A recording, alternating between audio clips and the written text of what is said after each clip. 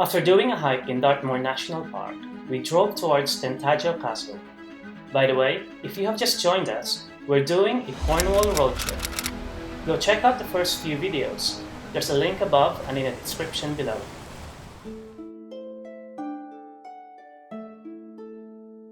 Tintagel Castle has an aura of mystery.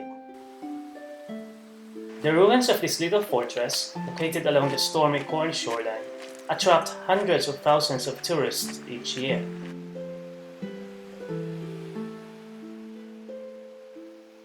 Most visitors come searching for the legendary King Arthur.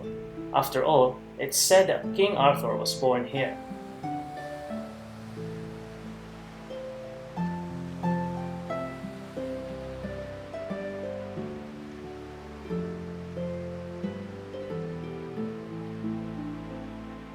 If you're willing to use your imagination, and if you enjoy old legends of gallant knights and wise kings, it's likely that you will be swept away by the ambience of Tintagel.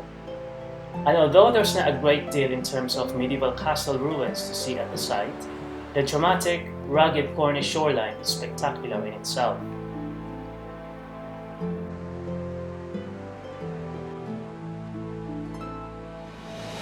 In medieval times, people throughout Great Britain were obsessed with the tales of King Arthur.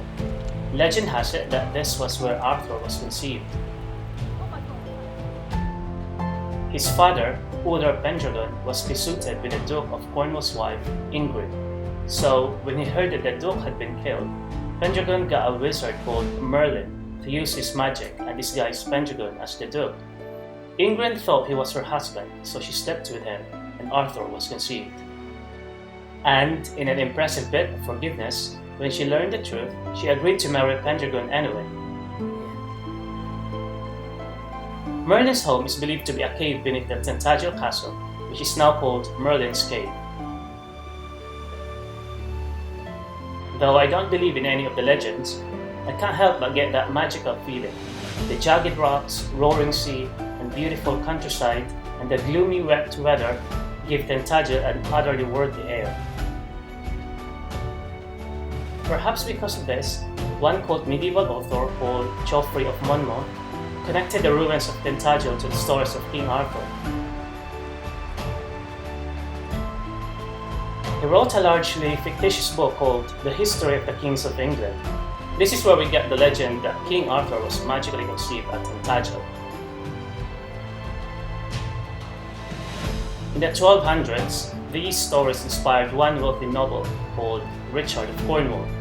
Richard bought land surrounding Tintagel and attempted to build a castle to honor King Arthur. Richard started building many of the pieces of the castle, but it proved extremely tricky to finish. Because of the rough sea and the ferocious winds, many buildings quickly eroded away or simply crumbled into the sea. In 1250, Richard of Cornwall abandoned the project, and the castle would remain generally unfinished and empty from that point onwards.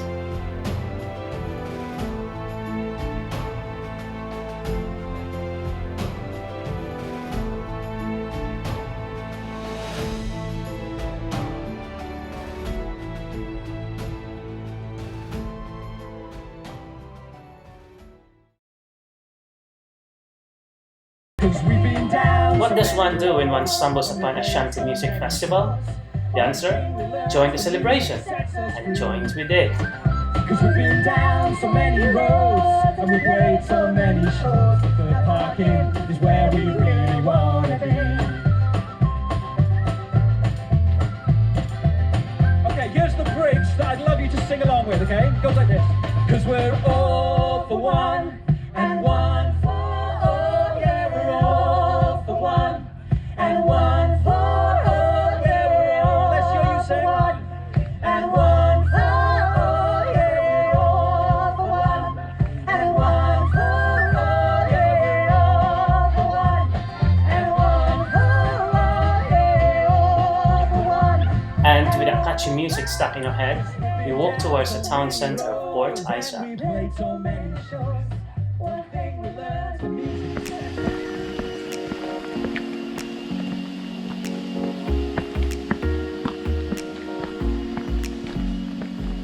Mami. Jeez. Kuya ko.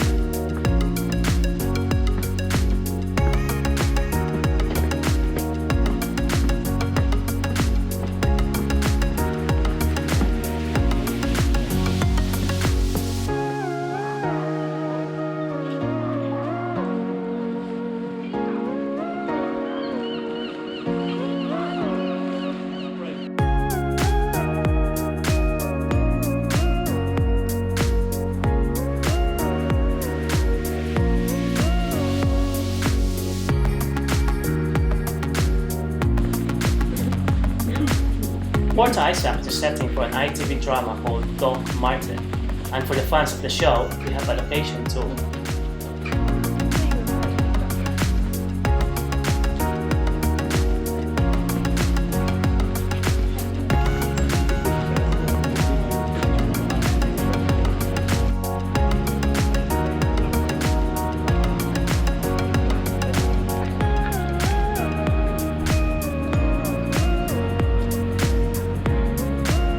One of the main reasons why we decided to stop by this town is to dine at Outlaws Fish Kitchen. It's one of the most highly rated and most hyped restaurants in Cornwall. I would suggest booking in advance as it's a tiny restaurant with only about 6 tables.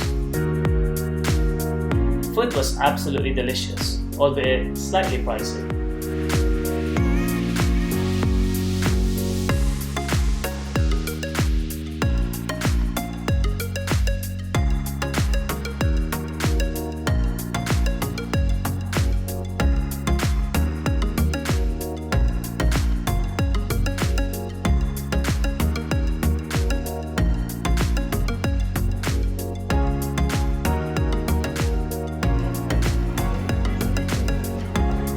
Next time, we're continuing our Cornwall road trip and we're heading towards Newquay.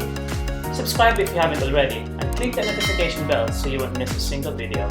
Kita kids!